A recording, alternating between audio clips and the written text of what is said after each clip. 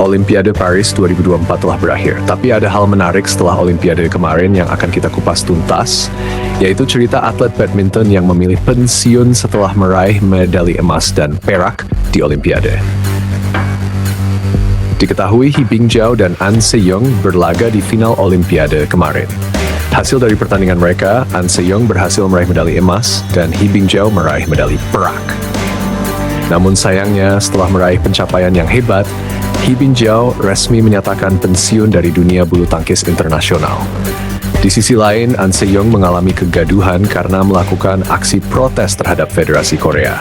Tidak hanya itu, An Se-young sempat ingin mundur dari dunia bulu tangkis. Bahkan ada rumor yang beredar bahwa An Se-young bisa saja dinaturalisasi oleh China jika masalahnya tidak kunjung reda. Ada apa dengan He Bingjiao dan An Se-young, sang peraih medali emas dan perak di Olimpiade? Mari kita lihat seberapa rumit permasalahan mereka hingga ingin pensiun. Kita mulai dari He Bingjiao, pebulu tangkis tunggal putri Cina.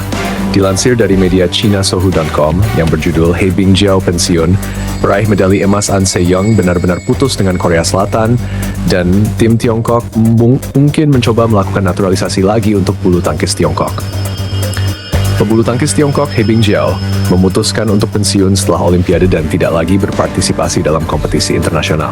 He Bingjiao yang berusia 27 tahun saat menghadapi pemain kuat Korea Selatan, An Se-young, tidak mampu melawan An Se-young.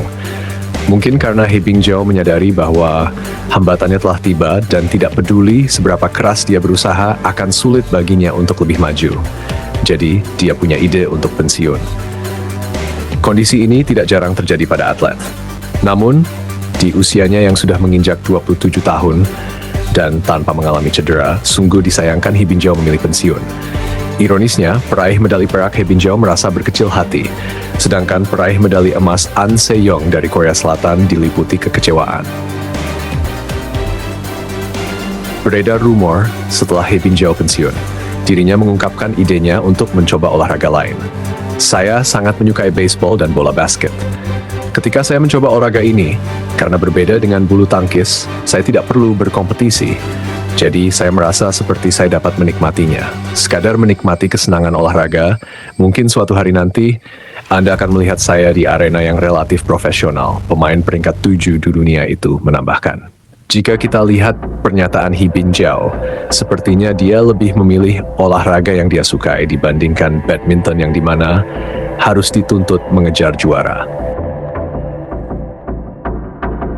Mari kita lihat kerumitan An Se-young setelah Olimpiade kemarin.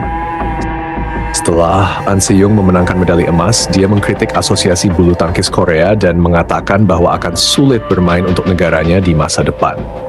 An Se-young mengatakan cederanya lebih serius dari yang dia kira dan kecewa dengan tim nasional. Dia mengatakan terus mengabdi pada negaranya bisa jadi sulit. Ketika ditanya apa dia akan pensiun dari tim nasional, An Se-young mengatakan dia berharap untuk terus bermain bulu tangkis dan meningkatkan rekornya, tapi tidak tahu bagaimana keputusan Federasi Korea Selatan. Dia mengatakan dia akan menerima situasi apapun selama dia masih bisa bermain bulu tangkis. Menurut laporan media Korea, An Se-young akan absen di beberapa turnamen ke depan dengan alasan masih cedera. Karena An Se-young sangat kecewa dengan Asosiasi Bulu Tangkis Korea, dia mungkin mempertimbangkan untuk bergabung dengan negara lain untuk bermain dan mungkin juga dinaturalisasi oleh tim Tiongkok. Padahal, hal tersebut menjadi presiden bagi atlet Korea untuk melakukan naturalisasi di Tiongkok. Misalnya, pada Juni 2020, speed skater lintasan pendek Lin Xiaoqiu memilih untuk dinaturalisasi di Tiongkok karena menerima perlakuan tidak adil di negaranya sendiri. Ia membantu tim Tiongkok memenangkan kejuaraan dunia 500 meter putra dan estafet 5.000 meter putra pada Februari 2023 dan Maret 2024. Bukan tidak mungkin bagi An Se-young untuk menjadi warga negara Tiongkok.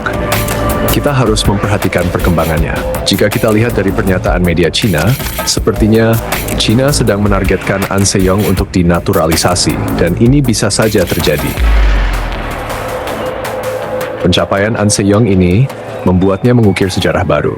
Dia mempersembahkan medali emas pertama dari tim badminton Korea Selatan dalam 16 tahun terakhir. Rangkaian prestasi luar biasa ini menobatkan An Se-young sebagai Ratu Bulu Tangkis Dunia. Meski begitu, menariknya, pendapatan An Se-young tidak sebesar yang mungkin kita bayangkan. Bahkan, jika dibandingkan dengan Pusarla Sindhu, pebulu tangkis India yang berada di peringkat ke-12, penghasilan An Se-young masih terbilang lebih rendah. Dikutip dari Newsys, sebuah media Korea Selatan, An Se-young dilaporkan meraih sekitar 50 juta won atau setara dengan 581 juta rupiah. Di tahun 2023, An Se-young berhasil memenangkan banyak sekali penghargaan dan hadiah dari turnamen bergengsi. Sepanjang tahun itu, ia berhasil menyabet 8 gelar juara di ajang BWF World Tour seperti India Open, Indonesia Masters, All England, Thailand Open, Singapore Open, Korea Open, Japan Open, dan China Open 2023. Keberhasilan tersebut membuat An Se-young memperoleh hadiah fantastis dengan total sekitar 10 miliar rupiah sepanjang tahun 2023.